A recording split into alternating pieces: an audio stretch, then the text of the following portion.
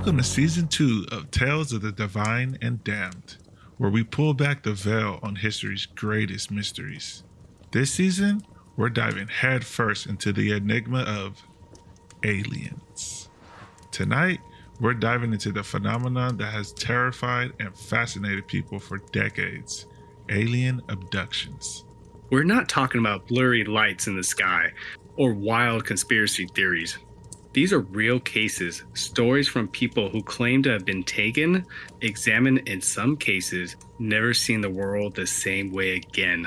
Some of these cases are legendary, like the Betty and Barney Hill abduction, while others are lesser known but just as chilling. So buckle up and keep an eye on the sky, because if these stories are true, we might not be alone.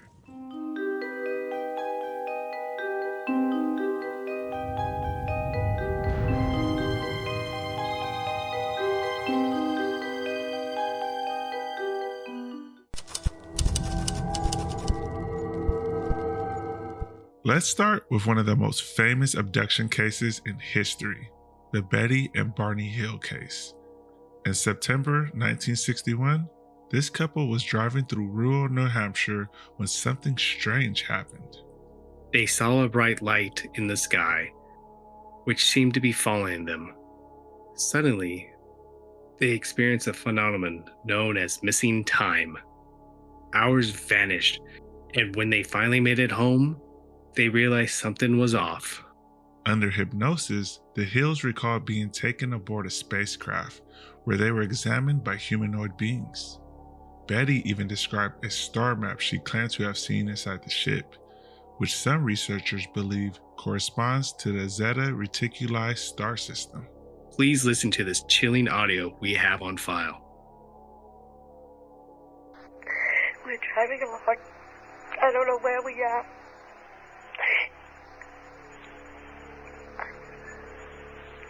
I don't even know how we got here. Barney and I, we've been driving, and I don't know how long, and we haven't even been talking. I just been sitting here feeling that something's going to happen.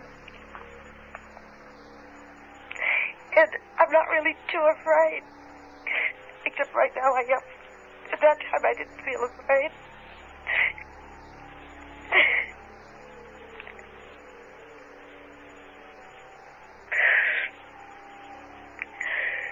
Why are you crying if you're not afraid?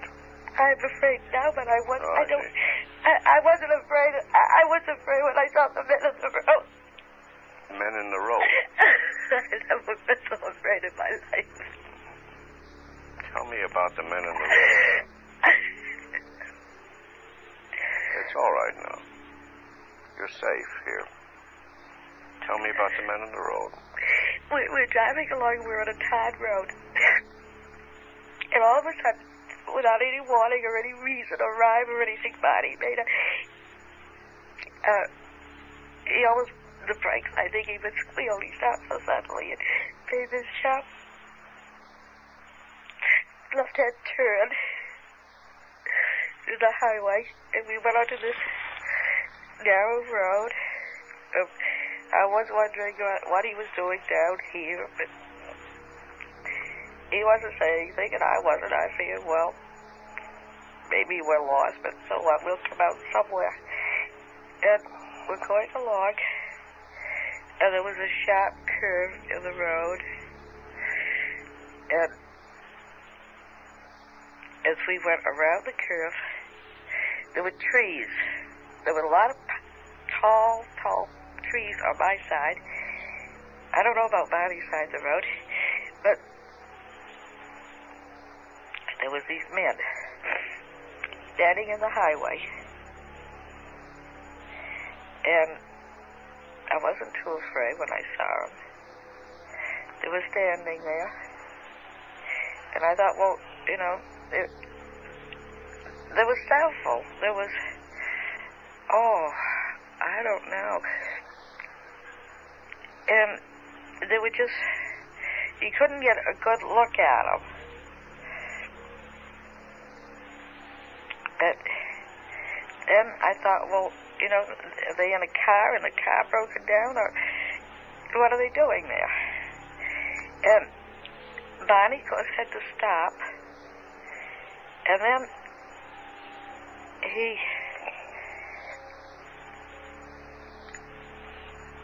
stops the car, and these men started to come up to the car. They separated. They came up in two groups. And when they started to do that, I got real scared.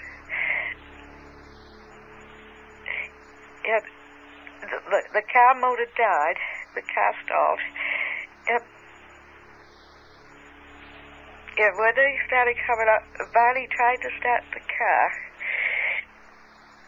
He tried to start it, and you know how a motor of a car would just turn over, and won't fire? And he tried to start the car. He did what? He tried to start the car, and Yes. it won't start. And the men are coming towards us.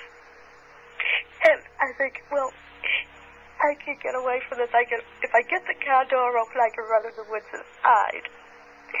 And I'm thinking it, and I just put my hand on the car door and open it. And the men come up, and they open it for me. And they open the car door, and there's not very big men. And there's 1, 2, 3 next to me. And then there's 2 men behind us. I didn't hear that. 2 men. There's a car door, and there's 1, 2, 3 men. Yes. And then there's 1, 2 more behind them. Yes. And one man puts his hand out.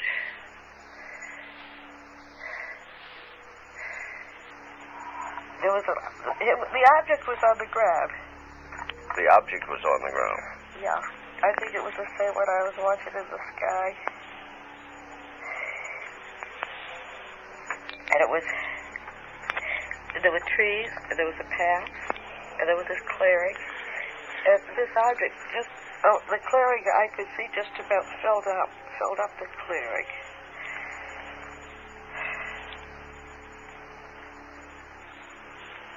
And they're taking me up to the object. Now, I don't want to go on it. I don't know what's going to happen if I go on it. I don't want to go.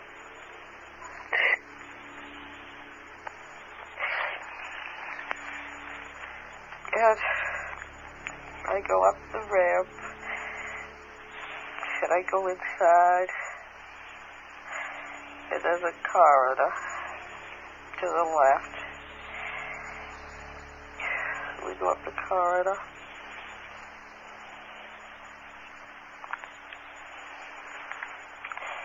And there's a room, and they start to take me in the room. Whether you believe it or not, their story sets the blueprints for modern alien abduction accounts.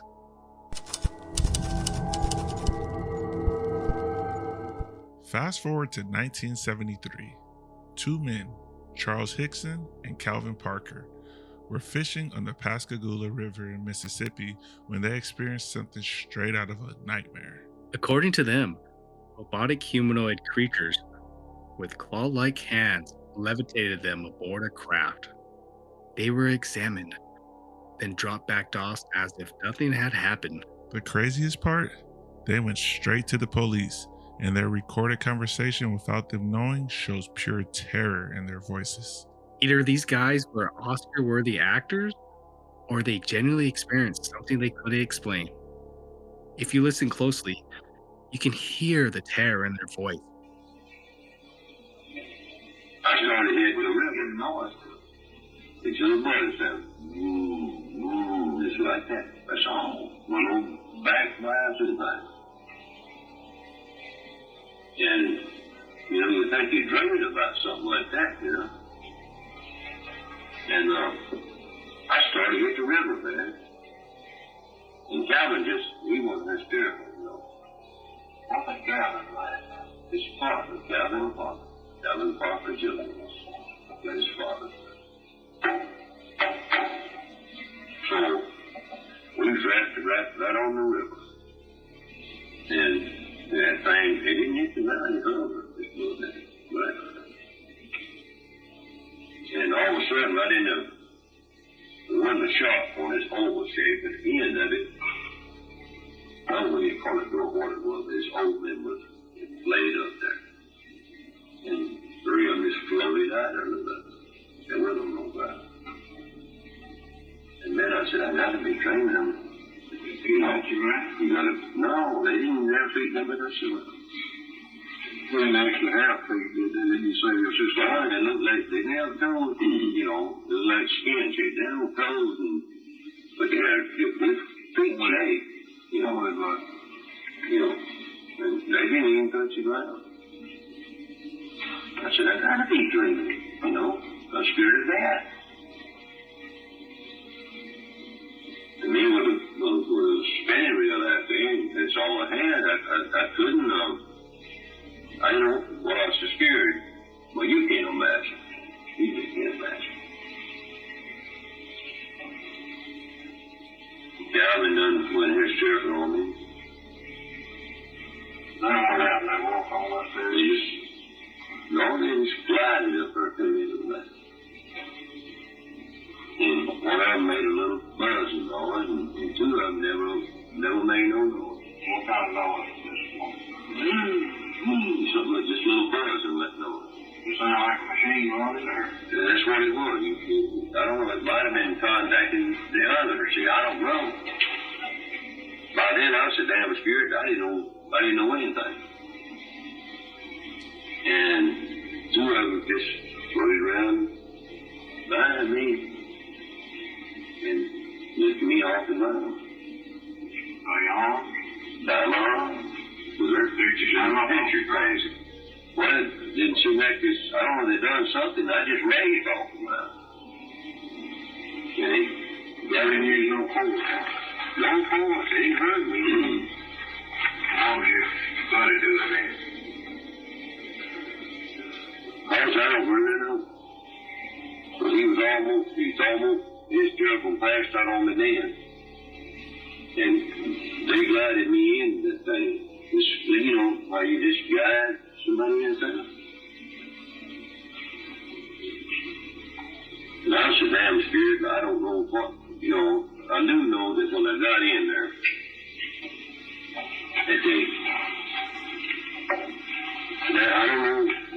I don't know if it couldn't have been taking no kind of pictures, but I didn't see nothing. But they had me, you know, they just kind of had me there. Then they just moved me back like he floated in there.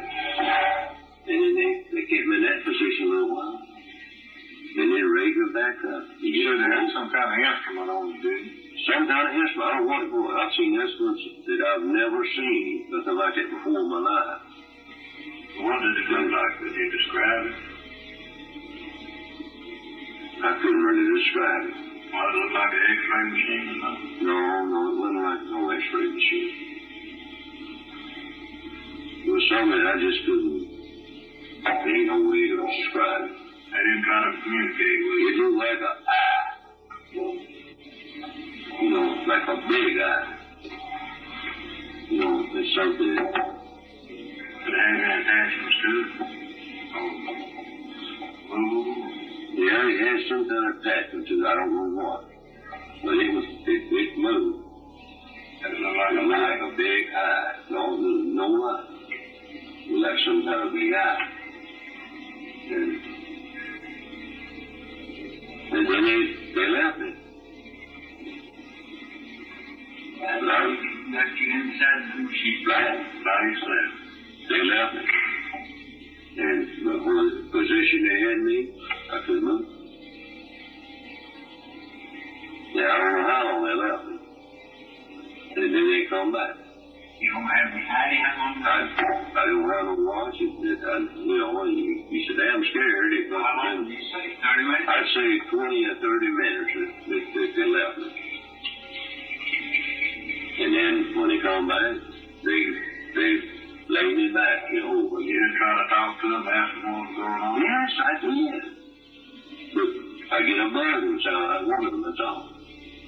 They didn't pay me no attention when I talked to them. How many eyes? And best, they had 2 eyes, that's all I see. Had 2 eyes or nose? Had any hair? I don't know. I just swear I don't know. It's just, that's blank in my mind. You look at them. Did it breathe? I don't know that. I swear I don't. They didn't have no kind of clothes on, right? No, they didn't have no clothes. And you can't tell me what color they were. Man, you scared if I was you.